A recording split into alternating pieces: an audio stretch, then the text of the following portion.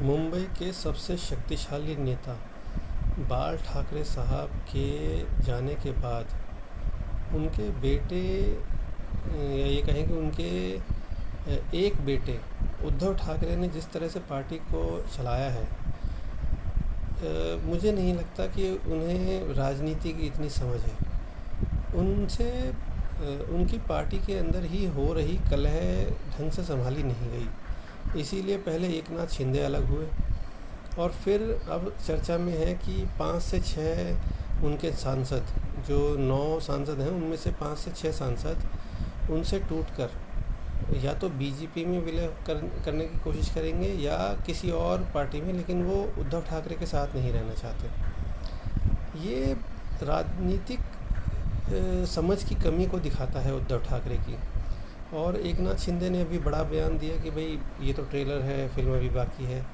और उद्धव ठाकरे अपनी तरफ से कह रहे हैं कि भाई मैं पार्टी का पद छोड़ दूंगा, लेकिन चोरों के हाथ में पार्टी नहीं जाने दूंगा। तो ये सब बयानबाजी के अलावा अगर मैं देखूं तो ये बहुत ही चिंता का विषय है उद्धव ठाकरे जी के लिए, क्योंकि उद्धव ठाकरे जिस तरह से पार्टी के अंदर की कलह को संभाल नहीं पा रहे हैं, ये उनके लिए बहुत बड़ा झटका है।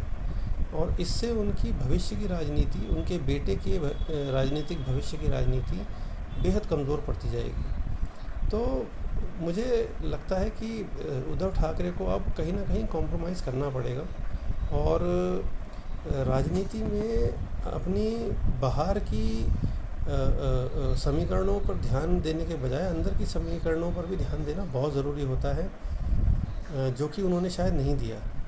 इसीलिए उद्धव ठाकरे को अब राजनीति को ठीक से समझना पड़ेगा। उनकी राजनीतिक समझ भी कम दिखाई पड़ती है। जय हिंद, जय भारत।